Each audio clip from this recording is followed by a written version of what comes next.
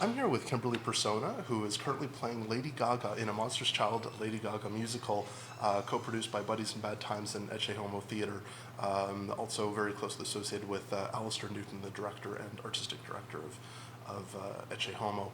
Welcome, Kim. Oh, well, hi. Thanks for having me. So tell me a little bit about the show and your role.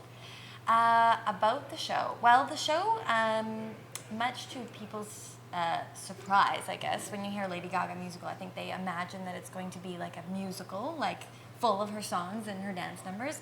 But this show is kind of, it's about the people who've influenced her. So the master of ceremonies is Lee Bowery.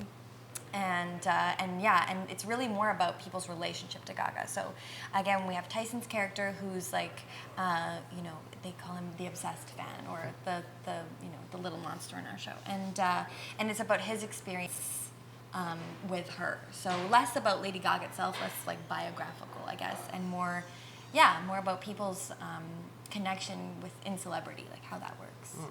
Mm-hmm. Why do you think Alistair, the director, chose to focus on Lady Gaga as an epitome of this idea of our relationship with fame?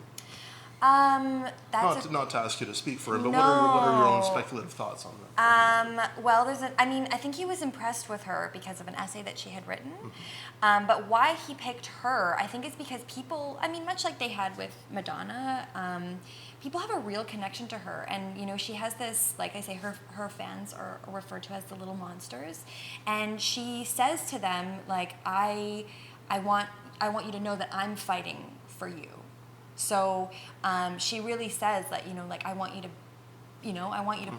be who you are, and I want you to know that I'm fighting for you too. So it's like there's a quote in the show where she says, "When you're lonely, I'll be lonely too," and like this is the fame. So it's like the connection that she really puts out to her fans to say, like, I'm one of you.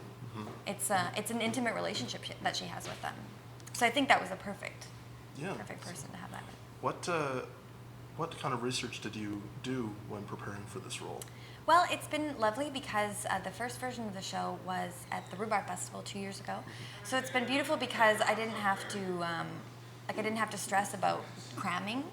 I really got to take my time and let things settle. So to find her voice and things, I got to watch a ton of videos. So again, because I don't speak a lot in the show, mm-hmm. there's a lot of voiceover, but I don't actually speak.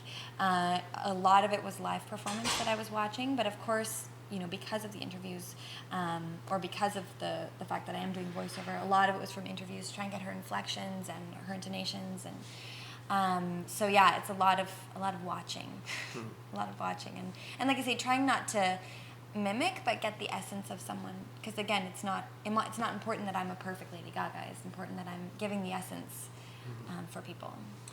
What would you say the challenges are of portraying someone who is so pervasive in our culture, as opposed to a character that might literally just exist in the mind of a playwright nowhere else?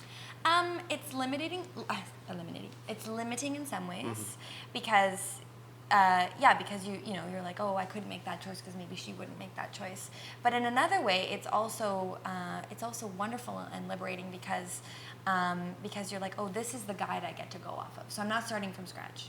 I don't have to build from the ground up. She has this image that's out there, and I don't know what people's experiences are, but because like they are going to come in their minds with a picture of what Lady Gaga is. So I don't know if it's going to be interesting for them to see someone else playing her or not. So I think that'll be a good question to ask people after. And how has your impression of her changed, or has it, having done the show and becoming more intimate with her history and her background? Totally. I have, not that I thought bad things about her before, but I have a lot more respect for her. Mm-hmm. Just because, number one, she's brilliant. She's so smart. I think a lot of people don't know that she went to Juilliard and was basically a professional songwriter before. Totally, and that she was writing for a lot of big pop artists mm-hmm. before she was, Lady Gaga. But I also think, the more I found out about she doesn't care about the money. She cares about putting on a great show and mm-hmm. the fame. That's all she cares about. And she is so dedicated to putting on a great show. She will spend all of the money she has to make sure the show is great. She will throw out her hip to make sure that the show's everybody always gets 100%. You know, that thing. She was actually dancing on an injured hip for like a number of months and just didn't want to tell anybody. And that's when she toured in Montreal, and it became like this. You know, it was kind of like, oh, gotta stop, sort of thing. So it's like that kind of dedication. You know, she's like, I'm gonna sing all of my songs all of the time, and I might do it like covered in hair and like standing on the piano, and I'm gonna do it to the extreme. You know, she's really dedicated, and I admire that a lot. Speaking of fame again, on a personal level, I think it's fair to say this is probably the highest profile project you've been associated with so far. How do you feel having been a part of this and likely being, well, certainly getting a lot of recognition for it, a lot of attention? Does it feel as though you are now personally in a different place than you were before this project started?